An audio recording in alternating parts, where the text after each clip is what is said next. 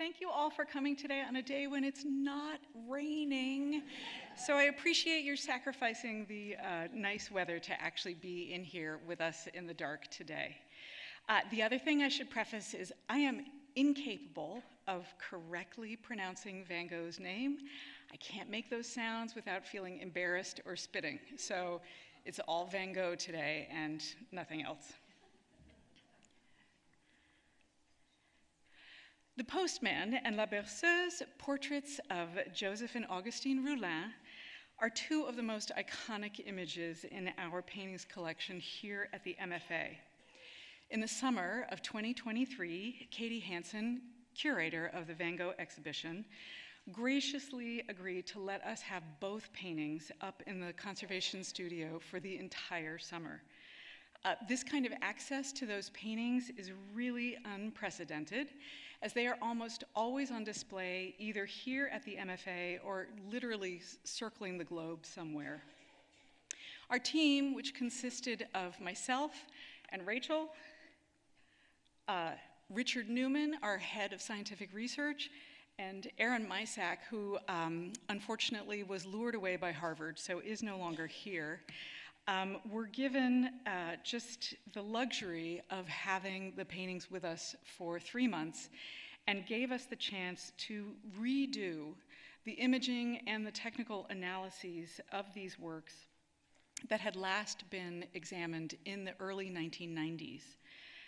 We were able to we have upgraded and more sophisticated equipment, and because of that, we were able to come to a much deeper understanding of Van Gogh's materials and techniques in creating these two amazing paintings. And I should note that we actually carried out no treatment for this exhibition, as the portraits were treated at the same time they were analyzed in the 1990s, and so are in beautiful condition, and so we did no conservation work. Luckily for us, the timing of our opportunity to examine these paintings was such that we actually had enough lead time to produce a chapter for the catalog, which under normal circumstances, everything is usually kind of in a rush, so we don't often have that opportunity. So we were really thrilled to be able to participate, and I hope you all bought a copy of the catalog and will read our technical essay. Before we talk about the work that we did examining the two Roulin portraits, I want to briefly talk a little bit about Van Gogh's formation as an artist, as it does shed some light on what we find in the paintings, even though they come a little bit later in his career. As I'm sure you know, Van Gogh became an artist, came to a life as an artist later in his career. He had tried being an art dealer, he tried being a preacher, and so he was already 27 when he first picked up drawing as a discipline, and in fact it was then 2 years later after that when he first started to paint. Technically, he was very traditional in the materials that he used. He chose a very traditional plain weave linen canvas. He would purchase the canvas already primed by the colorman's shop. And he used oil paints in a quite limited range of colors. He had probably become familiar with typical artist materials in his work as an art dealer and rarely experimented with things unless he'd actually just run out of materials. Here in a letter, which he wrote to his brother Theo in 1882, you can see he included a sketch of the colors that he would typically use in his paints. And the list includes, from the left to the right, written in French, silver, which is also lead white, Naples yellow, yellow ochre, red ochre, burnt ochre, raw sienna, cobalt or Prussian blue, ivory black, and vermilion, and he says in the letter that ultramarine or carmine might also be something else that he would use. In these two paintings, where you see the MFA's Weaver on the left from 1884, and probably his best-known early painting, The Potato Eaters from the Van Gogh Museum from 1885, you can see just how limited his color palette is in these paintings. These paintings are both painted on those pre-primed canvases, and they're very dark, with just a few brighter highlights or touches of color, like the red in the cloth or the yellow and the white of the lamp there. But they fit in with the sensibility of Dutch painting of the later 19th century, and in fact, going back to Dutch painting in the past. Van Gogh was very aware that he did not have the typical painterly skills of an artist who would have been trained in a more academic setting at the time. He had tried attending the academy. He hated it, and it didn't feel like he could really express himself in that more traditional setting. But he also was aware that his drawing skills, in particular when it came to the human figure, were not so great. And I should note, just as a side note, that the Weaver is currently on display in Gallery 171 in the exhibition Landscape and Labor, Dutch Works on Paper in Van Gogh's Time. So please make sure to go see that if you haven't already. In 1886, Van Gogh moved to Paris to study drawing because he had been advised to do that by many of his friends and fellow artists. And it was there that he really first became familiar with the work of the Impressionists and the Neo-Impressionists, such as Monet, Degas, Toulouse-Lautrec, and those are all from our collection, obviously, and Seurat, whose very famous painting is at the Art Institute of Chicago. He was fascinated by the bold and the bright colors used by these artists, but also by the way that they used strokes of pure color to blend optically rather than actually blending them together to make one tone on the canvas. Van Gogh was also incredibly interested in all kinds of aspects of color theory, and we know that he read books by both Charles Blanc and Michel-Eugène Chevreul, whose color wheels are seen here. And he was particularly drawn to the idea of complementary colors and would experiment with the juxtaposition of strokes of these pure complementary colors for the rest of his life. And I include this is my absolute favorite thing and I shouldn't say this because it sounds a little weird, but it's my favorite thing at the Van Gogh Museum in Amsterdam, because this is a reproduction of a box that Van Gogh actually owned, where he took little balls of yarn of contrasting colors and wound them together so that he could look at the effects of those contrasting colors, and either from a distance or from close up to see how they blended without actually having to use very expensive paint. And I love this thing, and I wish we could have had it here for the exhibition, but they don't lend it. In Paris, Van Gogh adopted a color palette that he rarely departed from for the rest of his painting career. On the left here, you see a chart of the typical pigments used by artists in the Impressionist time. And through the technical analyses and the pigment analyses that Richard and Aaron carried out through our exploration of these paintings, we found basically almost all of these pigments. On the right is one of Van Gogh's actual palettes from the last period of his life when he was painting in Auvers. And you can basically see these same colors spread out across the palette. And it was this same selection of materials that he took with him when he moved to Arles in the south of France in 1888.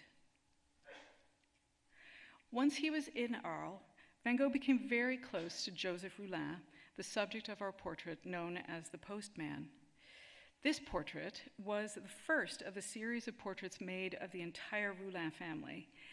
This diagram, which I cribbed directly from the catalog, shows the entire series chronologically. Our two portraits here at the MFA almost are bookends of the series, with Joseph being the first to be painted in July of 1888, and Augustine posing as La Berceuse, and that's ours, right down there, almost last, and painted sometime between December of 1888 and April of 1889. Our first steps with any technical examination of a painting is to start looking at it with actually the simplest of techniques.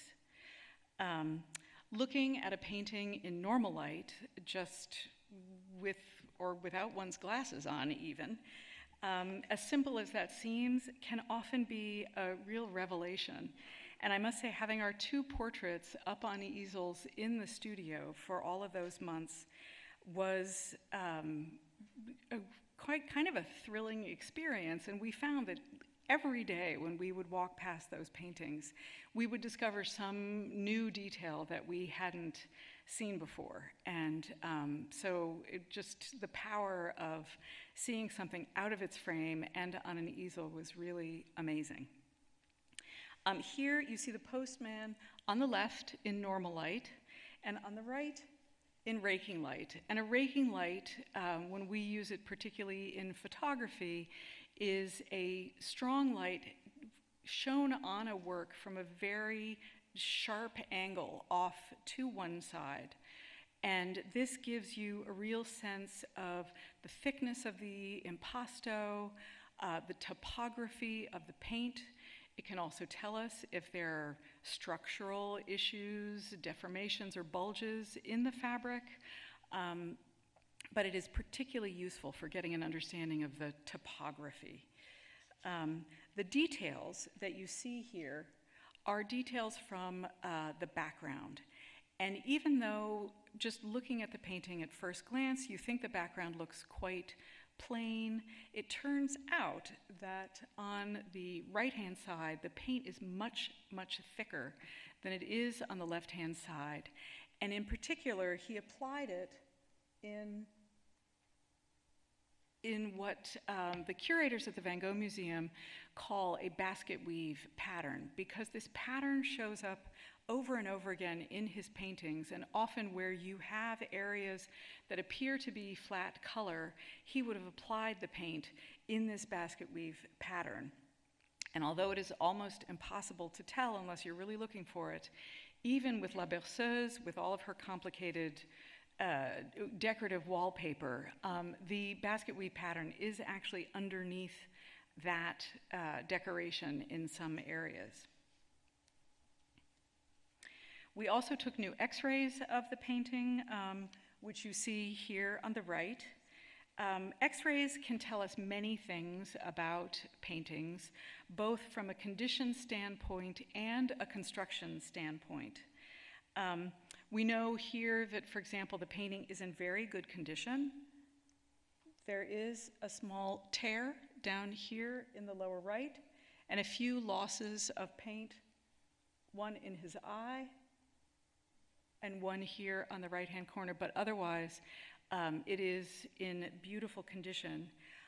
Should note that also X-rays of his paintings have been used in a project with scientists at Rice University who are trying to catalog the fabric supports of all of Van Gogh's paintings to try and figure out, as closely as they can, which bolt of fabric each of his paintings might possibly have come from. And they've made quite a bit of progress, and I don't have one of the diagrams, but they have identified, at least for the postman, which other paintings made in Arles in 1888 were on literally the same piece of fabric as ours. The other thing that an X-ray will tell us, as it does here, is once again variations in the thickness of the paint. And you can see how in the beard, in the background, in his hands, how the paint is more opaque and thicker than it is in other areas. And it can also give us some clues as to whether or not the artist has made changes as he is working on the painting. And you can see in these areas around his shoulders, the paint is thicker there, and clearly he was working to try and correctly position the figure in the chair within the picture plane and making a few changes there.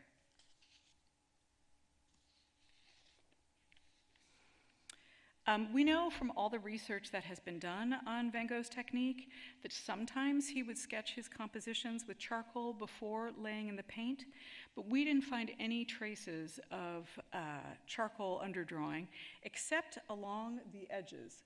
And you can't really see it here, but there is a charcoal outline all the way around it, which we are supposing might be how he would have known to block in the composition on a bolt of fabric before he would then cut it to fit onto either a strainer or a stretcher while he was working on it. He appears to have laid in the composition with a red ochre color paint in parts of the figure, and then he outlined the blue suit with blue paint.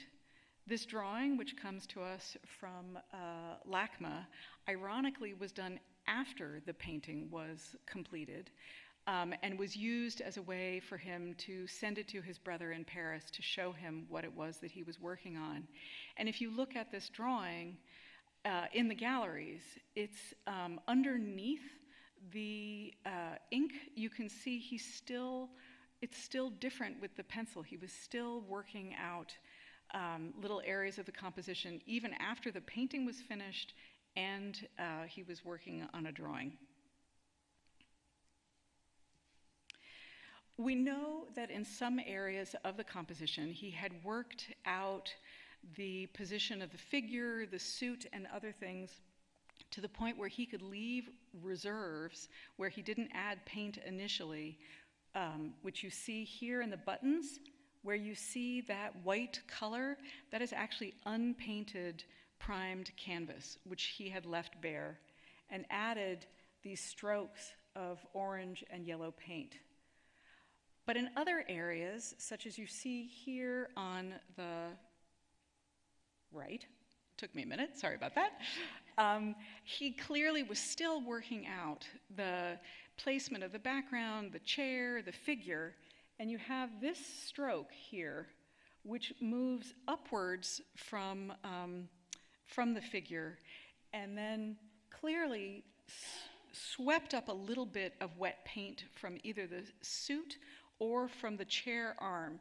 And it actually covers the chair, which once you see it, you can't unsee that. So the next time you look at him, you won't be able to not notice that. So we also don't quite know whether it's a brush stroke or possibly even a finger stroke. So I love to imagine him very impatiently just taking his finger and swiping it upwards as he was trying to make that change.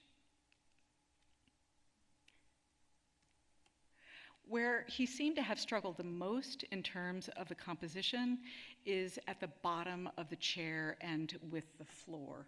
And in this detail here, you can see the laying in of the sort of reddish pinkish floor color happened after the background had been painted and after the chair had been painted. You can see where it kind of covers up, goes over some of the blue. It comes to a sort of ragged finish at the bottom. And unlike you would tend to notice with the where the floor would meet the plane of the wall, it's very fuzzy. There's no sharp line there. In this detail here, he clearly was also struggling with the position of the figure on the chair. And so these strokes of brown and ochre that are meant to delineate the chair actually go over what was the original painted suit there. And then he would have added these dark lines to reinforce the shape of the pants leg there, so that you'd have less confusion in terms of where the chair ended and the and the pants began.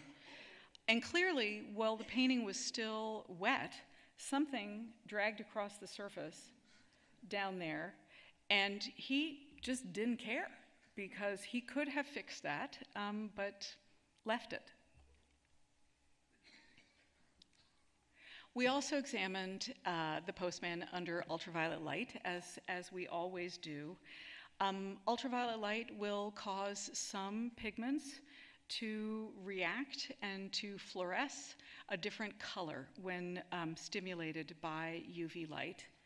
And so you can see in areas such as the nostrils and these strokes in his eyes, that is an indication that there is a lake pigment present there, because they have a very characteristic fluorescence where it becomes much brighter, and some of them fluoresce kind of like flames. So we know that there were lake pigments there, and the analyses that Richard and Aaron did indicated that it is a madder lake, which is a natural lake pigment, and which was something that he was very much using at that time. I should point out also, we mentioned before the one area of loss of original paint. You see that retouching under UV often fluoresces, or doesn't fluoresce, but appears a black or a very dark purple color. As we did with the postman, we began our examination of La Berceuse with basic imaging techniques. Once again, on the left in normal light, and on the right in a raking light. And you can see just how much more paint there is on this portrait than there is with the postman. All across the surface, you see much higher impasto everywhere, but in particular in her face, her hands, and the flowers in the background. And it is particularly in her face that we see so much paint. It's quite astonishing how much impasto there is, except in the areas of her eyes and her lips. And another thing that I think, once you've really looked at her eyes and you see that the whites of her eyes are turquoise, you also can't unsee that. So you probably get in trouble in the galleries if you try and get too close, but do note the turquoise eyeballs, and they show up in other of the portraits as well. Once again, the X-ray reinforces both the fact that the painting is in remarkably good condition, no tears, losses, or other things like that. And also just, you can see by the whiteness that shows up in the X-ray just how much more paint there is in her face and hair than really anywhere else in the whole painting. And we don't see underdrawing here. We also don't see charcoal outlines around the edges, partly because the painting had its edges cut off at some point in the past when it was mounted onto a new piece of fabric in a much earlier treatment, I believe in the 1970s.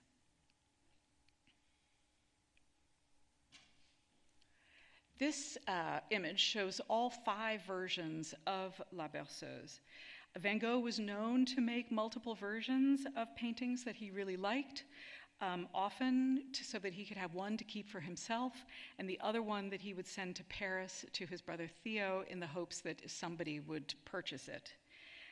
In this instance, we know that he intended to do that, one for himself, one for Theo, and one that he was going to give to Augustine herself as compensation for having posed for him. And then he was going to make at least one other version to give as a gift to friends. Much has been speculated about how he made his repetitions, as he called them, these multiple versions. But they're not always exact copies. Sometimes he would do drawings, but other times he wouldn't. And these are all slightly different in such a way that they are not all one-to-one matches, so that we don't think he necessarily used any kinds of mechanical means to reproduce these paintings. Some of them are signed. Ours is not, but some of them are signed on the arm of the chair. Some of them have, I think 4 of them have the inscription La Berceuse in the floor, but one of them does not. And the painting, which is in the Metz collection, which scholars are pretty sure is the one that Augustine chose for herself, if you look, her hands are reversed, and that is the only one in which we actually find that. It is speculation, the order in which he painted these 5 versions, and there are as many theories about that as there are scholars writing about it. We chose this order here because this is how it's presented in the catalog according to the current thinking by curators at the Van Gogh Museum. We remain silent on this topic because we have theories, but we can't really go there. We were very sad that we could only have 2 of the 5 in the exhibition. It's ours and the one from the Art Institute of Chicago. The one from the Met and the one from the Kröller-Müller Museum are not allowed to travel. And the one from the Stedelijk collection is unfortunately in very fragile condition, so will only be seen at the Amsterdam venue of this exhibition. We would have loved to have had all 5 together.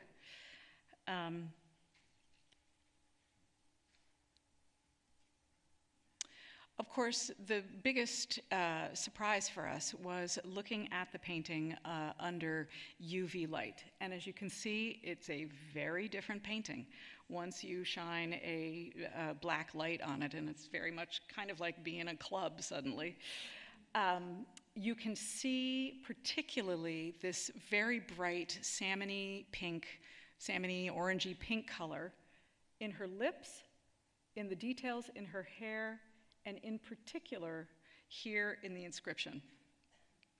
And I show you a close-up here because knowing that lake pigments fluoresce in a particular way, we knew this must be some kind of lake pigment.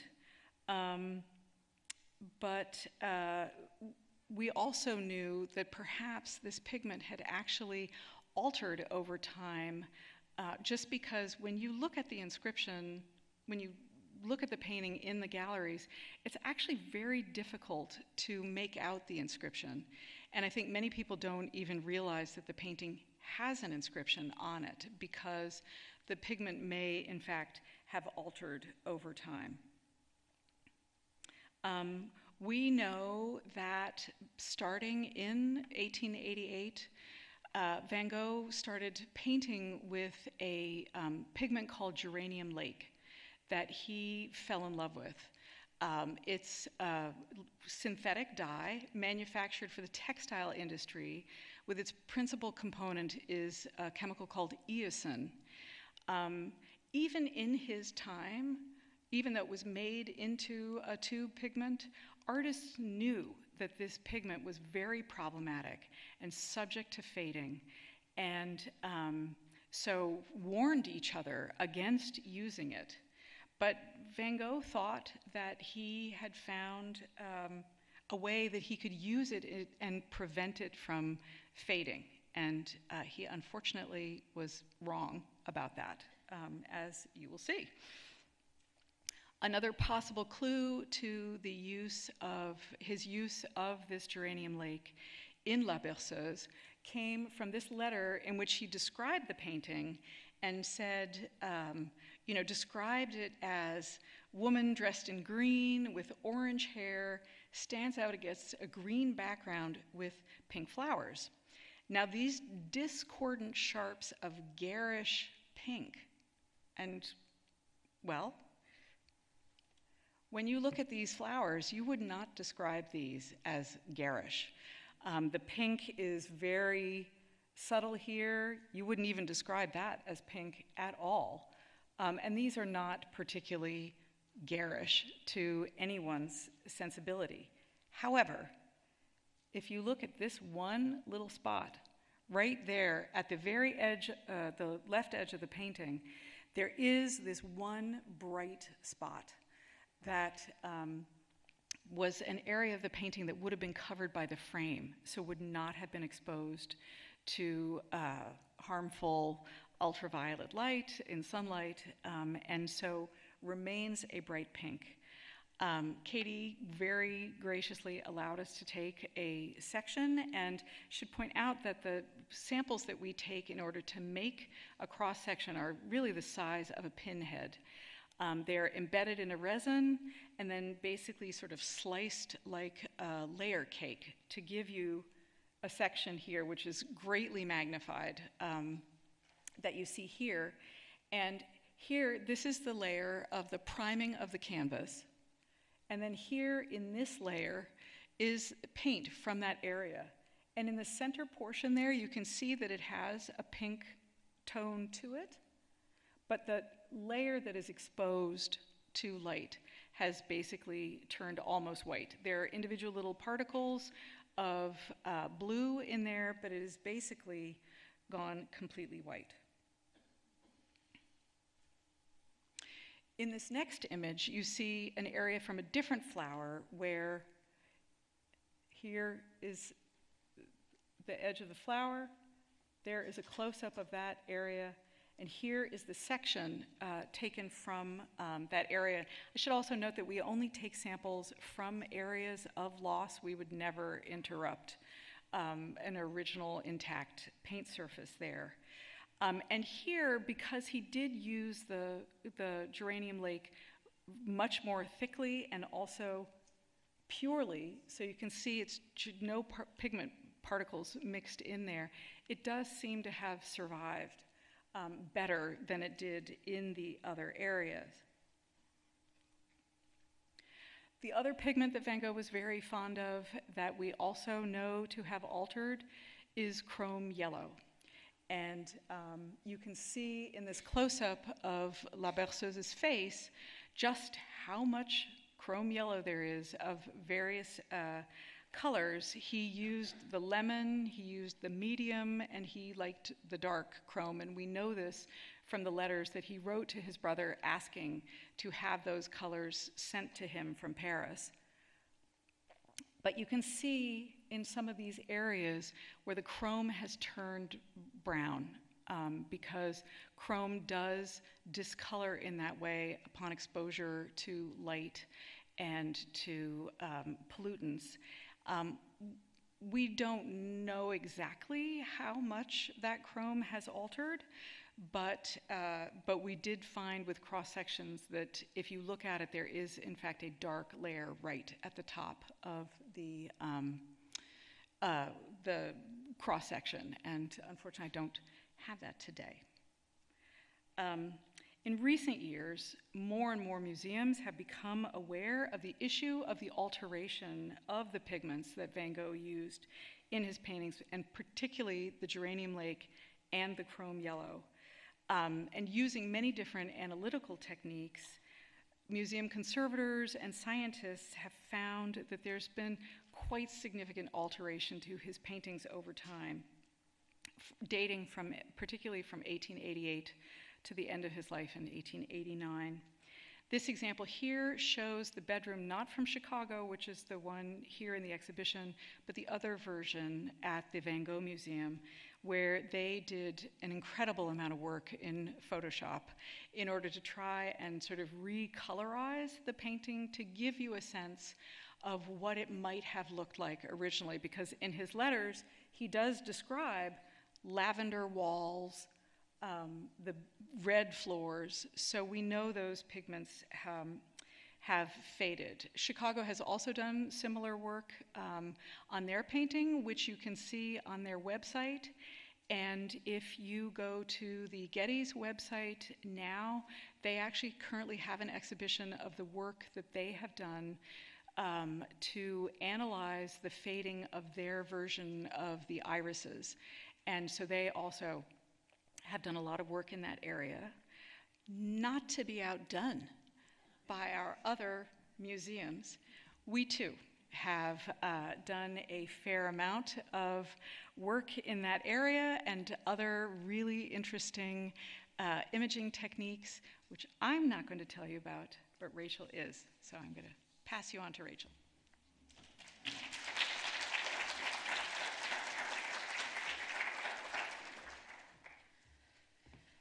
Thanks so much, Lydia. Okay, so hi everyone. So I'll be talking a little bit more in depth about the imaging practices in conservation in general, as well as some of the more specific techniques we used to document and investigate the two portraits by Vincent, focusing more on Le Berceuse. For that, let's go to the newly renovated and beautiful 4th floor of the Conservation Center, where we have the Peabody Imaging Suite. And that's located just there to the right, as indicated by the red arrow. So the 4th floor is shared by Objects and Paintings Conservation, but the imaging studio is used by all MFA conservation studios. Imaging can be done in this copy stand situated here in front of those neutral gray backdrops, and it actually has a false bottom that can drop out, and you can insert a light for transmitted photography. So as far as the imaging for easel paintings is concerned, that magic happens on this beautiful wall-mounted easel. So once the painting is positioned on the easel as modeled here by Le Berceuse, it can then move along in the X and Y direction. And that's all done with a control panel that's attached to the wall, but you can also remove it from the wall and bring it next to the computer so you can have a little bit easier access. But before I go into the cameras, the lights, filters, everything that we use to take images, I just want to go over some of the more basics of imaging. So multispectral imaging, known as MSI or multiband imaging, is the procedure used to observe an object using these selected ranges of wavelengths in the electromagnetic spectrum, and that include and extend beyond the capability of the human eye. Incoming radiation, or the light, travels towards the object, hits the surface of the object, and travels back to the camera for capture. So the reaction of the light seen in the image can be described in contrasting ways depending on the imaging technique being used. So for example, when photographing something in visible light, as we see here, we're seeing the reaction of the pigments and materials in full RGB, or red, green, blue, color, and that's solely within the visible light spectrum. When examining infrared images, which is in grayscale here, infrared radiation can react with materials in a variety of ways, most often described as absorption, or when something appears dark in an infrared image, or it reflects or scatters light, which means it appears as brighter. And it also can be transparent, which is something that in conservation, or a lot in paintings conservation, we love, because if something is transparent, that's when you can see beneath the surface, often seeing those underdrawings. So examples of pigments that absorb are indigo, azurite, raw sienna, lead tin yellow, lamp, and ivory blacks. Examples of pigments that scatter light or appear as lighter are lead and zinc whites, orpiment, madder lake, and many more. In order to capture these responses, a specific filter and or safety glass are used, since the camera is modified to photograph from the UV to the infrared.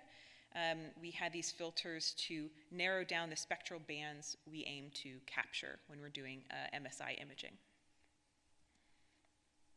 So in contrast to MSI, hyperspectral cameras consist of many, many more data points separated from one another by about 2 to 3 nanometers in case of the higher resolution cameras.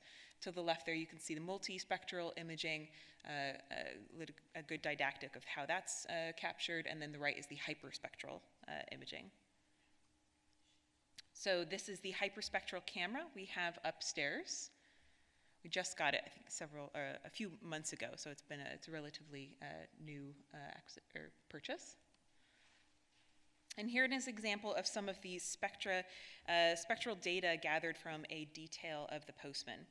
The camera acquires a complete reflectance spectrum at every pixel in its sensor. Our camera has about 1.3 million pixels, which takes a minute or two in order to acquire the data. So the right shows the plotted reflectance spectrum from 4 pixels, If you see the red nostril and its accompanying spectral curve, both noted with the blue arrow, we think this was painted with a color straight out of a tube of paint. Comparatively, the spectrum of the pink blush on his cheek, shown by the yellow arrows, is similar, indicating that it might contain the same pigment, but it also contains one or more other pigments that have shifted the curve up. So since the overall reflectance is higher, reflective white was added into that mix.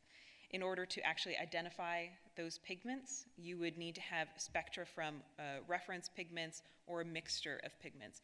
As you recall, Lydia had showed Vincent's palette, so he often mixed a lot of colors together, maybe didn't wash his brush entirely. And so if we do want to see a clean spectrum of a single pigment that is incredibly rare, they're often mixed with other pigments. So now that you've seen how the sausage is made, I'll show you an example of how the information gleaned from both multispectral and hyperspectral imaging is documented and shown to our colleagues in other departments. And that's to either aid in publications, presentations, and broaden our understanding of a work of art.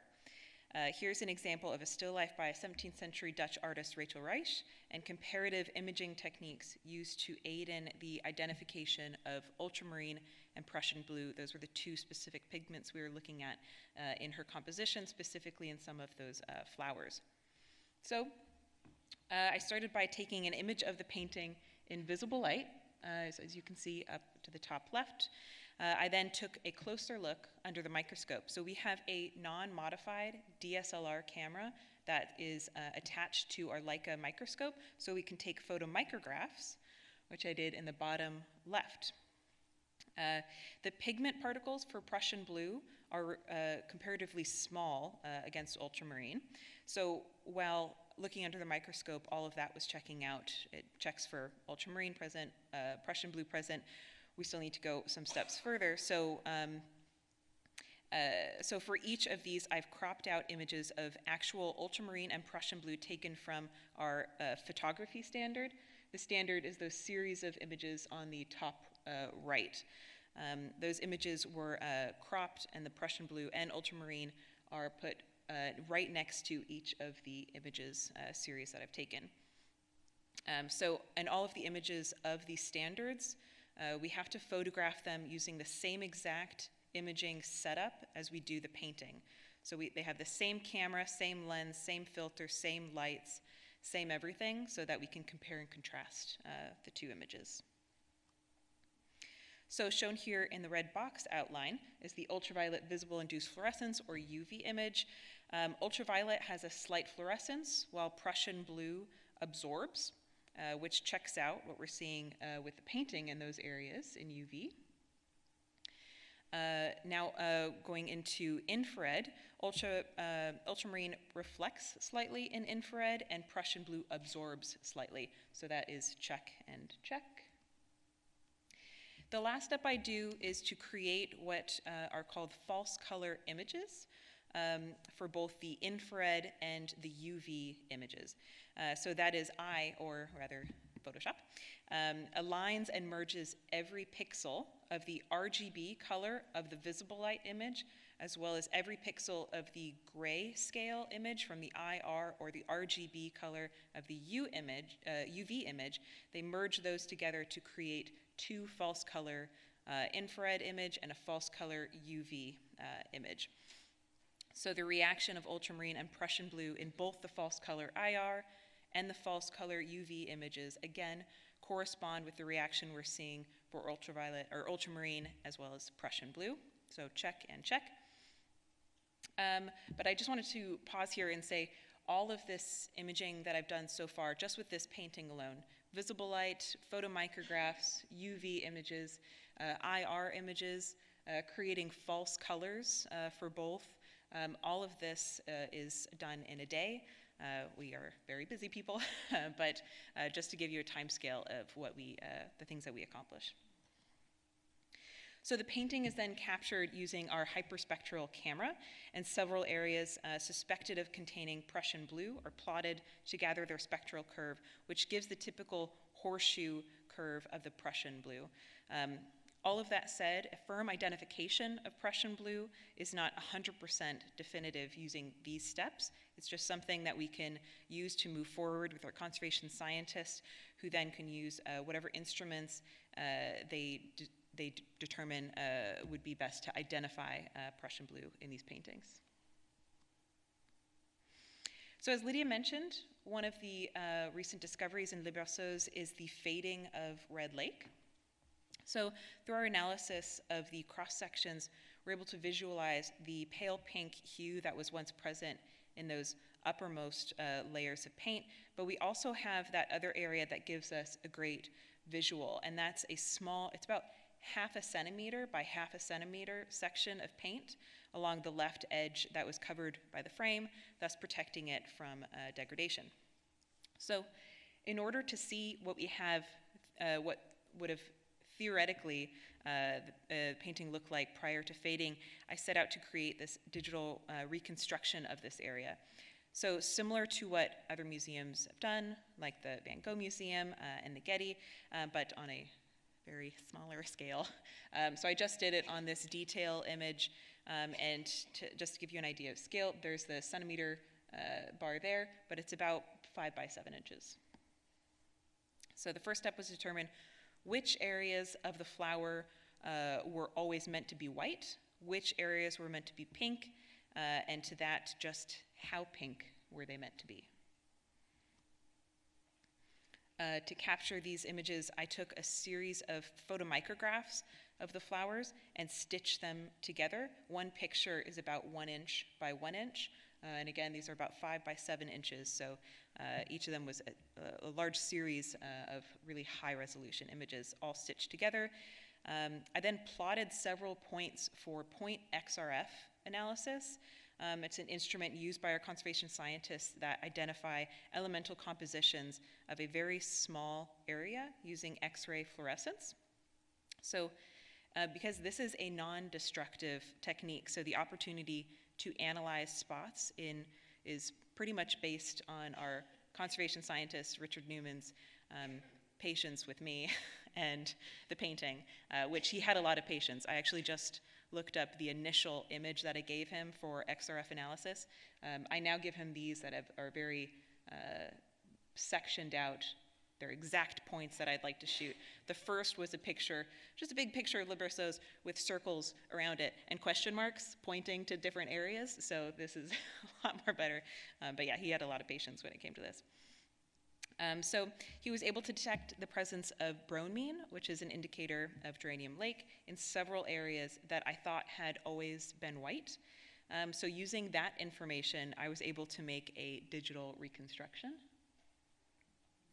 So to the left are the flowers prior to digital reconstruction, and in the center you can see the reconstruction of areas showing the vibrant pink petals, in the center and outer rings, and then the 2 strokes of pale pink beneath each flower.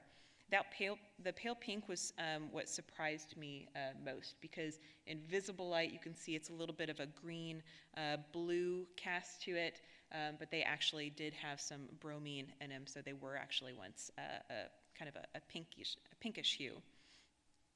So I did the reconstruction by noting several RGB values, red, green, blue values, of similar shade in that small area protected by the frame, calculating the average, then still working in Photoshop, applying that over the surface in a masked area in incredibly transparent brushstrokes, transparent being like about 5 to 10%. I didn't exceed that. And then I built that up, and then I would go back and using the eraser tool, again about 5 to 10% hardness, I would then erase some of those areas that have texture, and then go back and build it up, and then go back and erase. So things didn't appear too flat. And then there's this short video that shows kind of toggling on the right side, toggling back and forth between the two.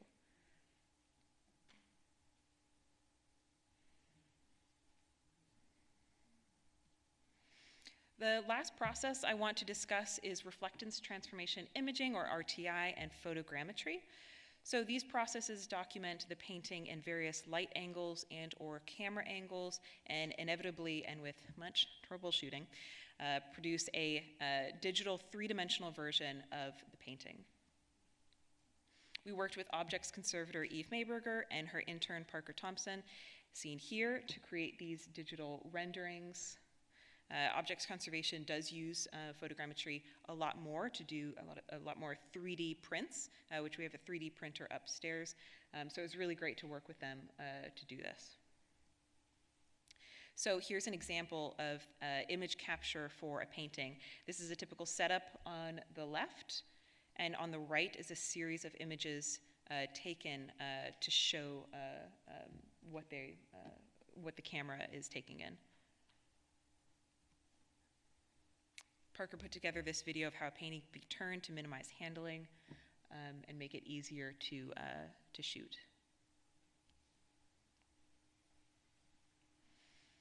So this is the digital rendering beginning to be built.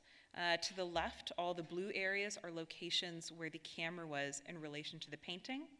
And the right is a still from one of the earlier renderings. And here's a screen grab from the full three-dimensional rendering of the painting. And I just want to say, we did this to the Berceuse, and I tried to get it for this talk to bring up those three-dimensional renderings. Unfortunately, the software is not working. Again, there's troubleshooting. So we do have the three-dimensional renderings, but we were able to use those to do the 3D prints eventually. So we do still have that data.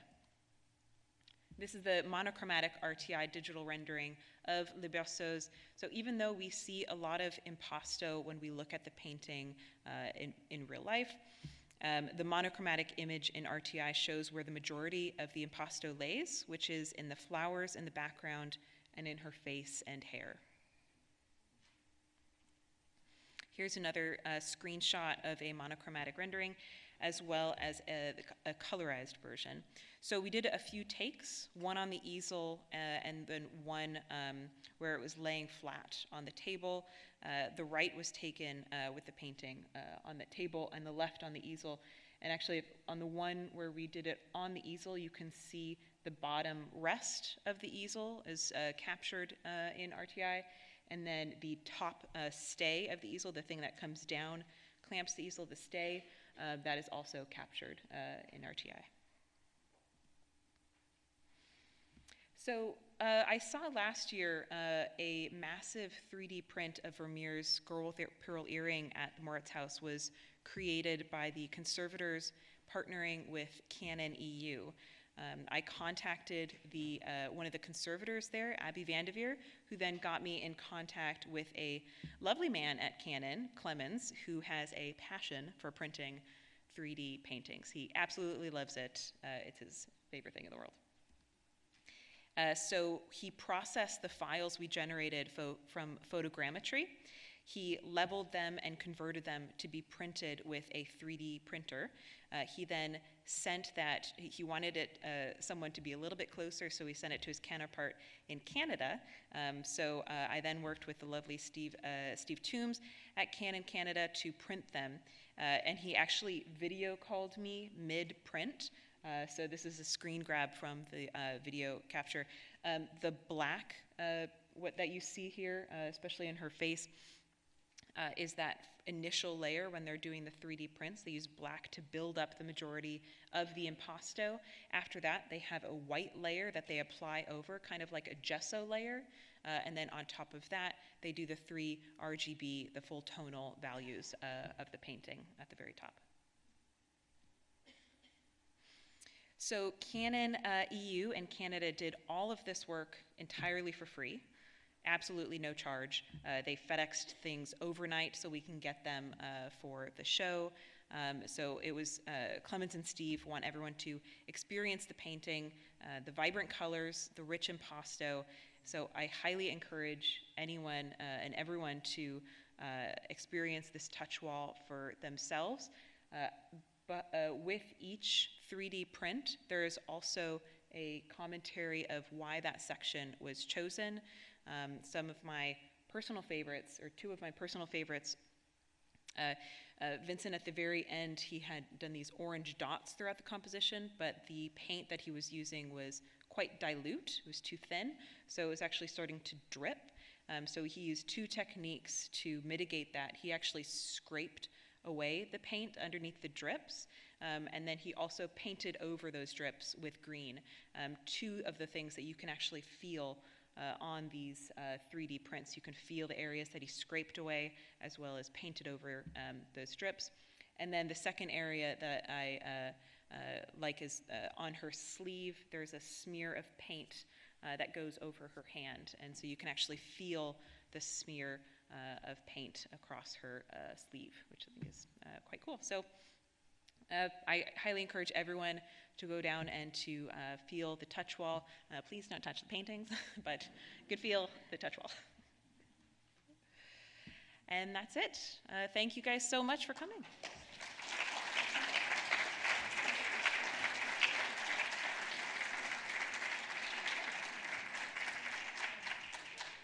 If anyone has any questions for us, Lydia and I are happy to answer any questions people might have. We have two individuals going around with microphones, so they'll pass the microphones to you.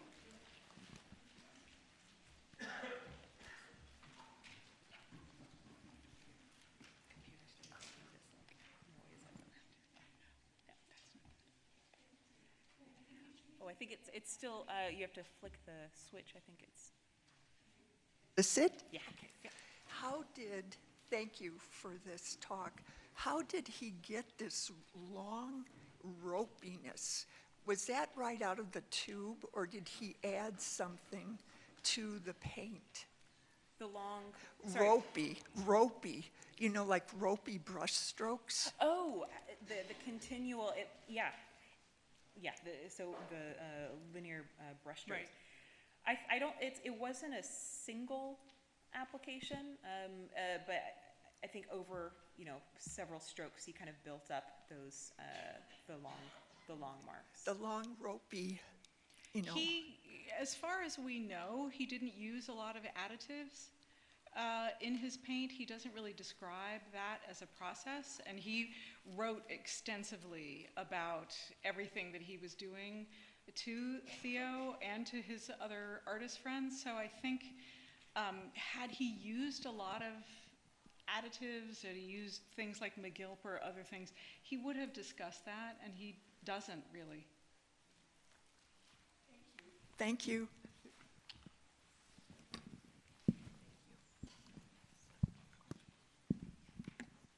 Hi. Thank you both so much. You're incredibly delightful, and this is so mind-blowingly technical. Am I being overly simplistic in thinking about the touched-up version of the bedroom, which shows the walls and the doors more purple lilac? Did they fade to blue? Is the idea that the geranium lake, the red faded, and so therefore the blue became more dominant? Okay, thank you. No. I think he used that geranium lake so extensively, and it has been so problematic that I think people are finding with their paintings of all varieties that they're starting to look for whatever this missing red color is. And there are paintings of roses that were supposed to be pink. There are cherry blossoms that were supposed to be pink. And I was at a symposium at the Van Gogh Museum a couple of years ago for their Auvert show, and one of the curators there said, if you look for it in all of his paintings, you will find it, except it is gone. So I think we're going to see more and more. There are versions of Baby Marcel. There are 3 versions, and the one version that isn't in this show, the baby is green. And it's kind of frightening to have this completely green baby. But most likely, the pink is just gone. So I think everybody is starting to look at their paintings with new eyes and, you know, trying to do whatever analysis they can to see if they can identify this missing pigment. And we're very fortunate that the Eocene has this bromine component because almost no other pigment has bromine in it. So that through analysis, if you find that pigment, you know that the geranium lake was there. Thanks very much. I had a question about the eyes that you described as having the turquoise eyeballs. Was that an intentional technique that he said, okay, she's just got blue background, or was that same tone and that same color somewhere else in the painting, so he was kind of bringing in a color, maybe a reflection of her eyes, and as opposed to being just white, it was blue over there, and therefore, so was that same color, did that same color appear in other places in the painting? Is the question why he? Did it? Did the color appear in other places? Is that the reason why the color, or was it just, she's got blue eyes, so we're just making her blue? That's a good question. I will say I was not looking, I was more focused on the pink. I wasn't looking at the turquoise. But I wouldn't be surprised. It could have been used in the background of the painting to create that blue-green effect in the background. But again, we weren't focused on that particular pigment, but it's entirely, I would be surprised if it wasn't. And when you look at some of the other portraits of some of the other family members, they also have a particularly turquoise coloration to the whites of the eyes. So I don't know. I mean, sometimes the whites are more traditionally white, but some of them also have this particularly turquoise look to them. And, you know, it's so funny because, of course, La Berceuse is meant to be sort of gently rocking a baby to sleep. And then once you start looking at her closely and her, you know, her yellow face and her orange hair and her turquoise eyeballs, it's not quite soothing to my mind, but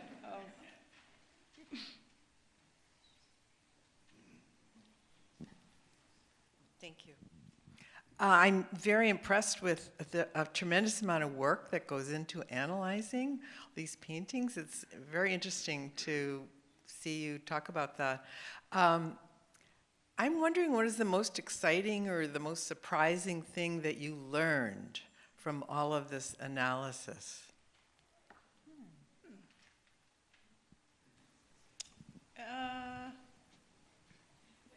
Well, with La Berceuse, you know, it was super exciting to find the missing geranium lake, and, you know, sort of put together, you know, trying to reconstruct some of that. But I have to say, with the postman, even though he's more simply painted, in a way, the fact that there are just certain areas where you really see him struggling with the composition, and in particular that stroke next to his body up, and I don't know, I felt like very intimate with the creation of that painting, and the idea that maybe he just took a finger and did that. Just, you know, he's such a famous, iconic painter, and, you know, I think everybody knows these paintings as sort of posters, but to just be that close to it and just see him working, just, I don't know, just really touched me. I don't know about you. Do you have? Yeah, same. I think for me it was the drips in the background, because the second I saw those drips and then him trying to kind of go in there and scrape them away and then paint them away, I mean, that was like, I can relate to that. Yeah, yeah. Yeah, I guess in terms of the scientific findings, because there's been so many papers and so much investigation into his works, we weren't reinventing the wheel by any means. It was just looking at our paintings in particular and how they related to the bigger picture. So I don't think in terms of the scientific findings, we weren't like, oh my God, that's Right. crazy. Yes. I must say there is one painting in the show that isn't a Roulin portrait, but it is our painting of the ravine that actually has another painting underneath it. So we are still hopeful that eventually we can get a piece of equipment that will actually help us to, Richard had the patience of a saint to accommodate us with all the little points of the XRF, but this particular machine actually sort of automates the process and scans the entire surface of a painting and takes those points all across the surface. And we're hoping that eventually, once we have this piece of equipment, that we can do things like map out the presence of that other painting underneath the surface of the ravine. We can't obviously separate the two, but hopefully someday we can actually see a better vision of the two paintings. Yeah, this actual technique, it gives you a elemental map. You can choose the element that you're looking at, so we can look at bromine, and it'll give us a map of the painting and show exactly where bromine is located. So it's a really, really great technique, and it's, yeah, we're...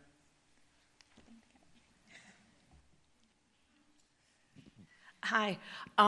The 5 versions of Augustine, were they painted with her sitting for all 5, or were the subsequent 4 done from memory? We think it would probably only have been one of them. One version he most likely painted, I believe, in the asylum at Saint-Rémy. And we think also the reason why the Met version has the hands in the opposite direction was that it wouldn't have been painted while she was there. Everybody has a theory about the order.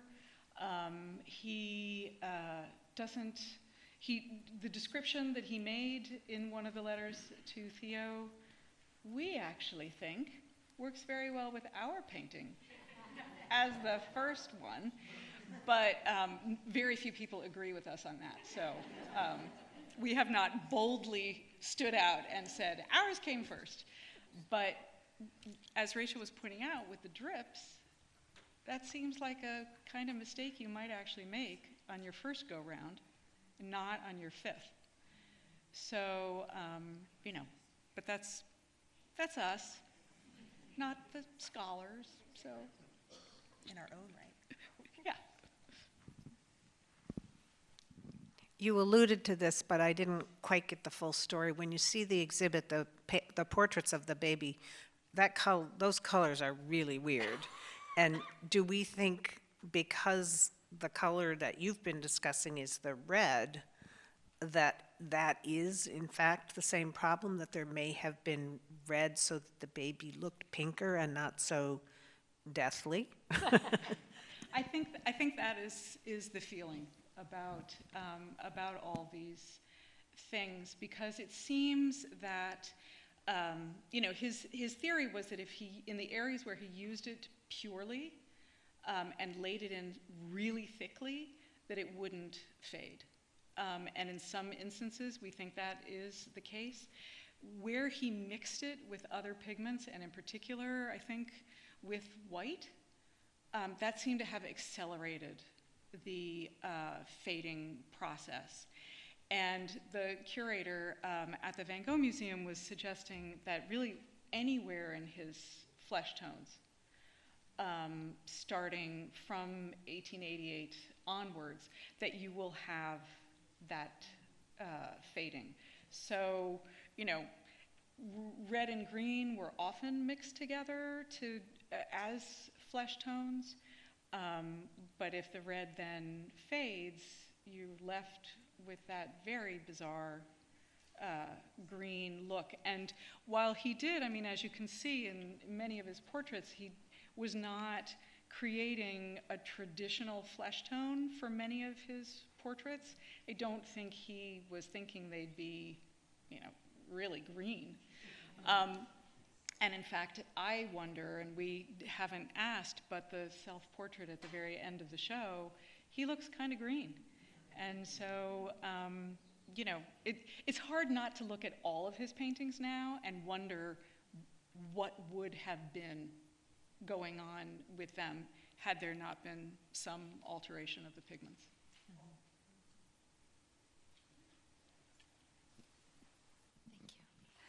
Thanks so much for a really interesting view into what goes on behind the scenes. In the X-ray picture of the postman, in the upper right, it almost looked like, at least from back here, it almost looked like there were buildings painted in the background. Was that just the thicker paint strokes?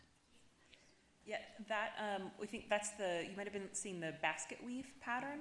Oh, okay. Yeah, those are the linear, the horizontal and vertical lines in the background.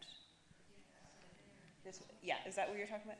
Yeah, so that is that basket weave pattern that he used to create the background. Right.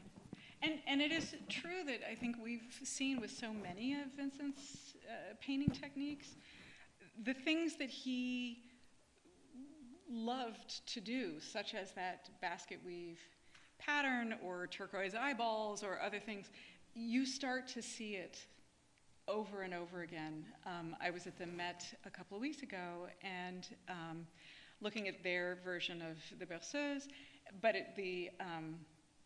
I think it was the roses, still life of the roses right next to it, and you see it in the background of that as well. So it is one of those signature things that once you start looking, you'll see it everywhere.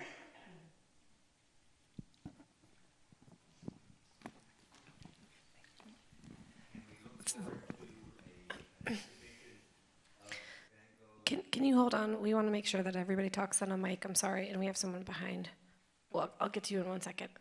I think I'm going to ask the same question he's going to ask, which was about a consistent color correction across the series of works to see what they looked like in their original form as a side-by-side comparison. This is what he intended, this is what it looks like now, or is that kind of too far outside the fine art presentation thinking?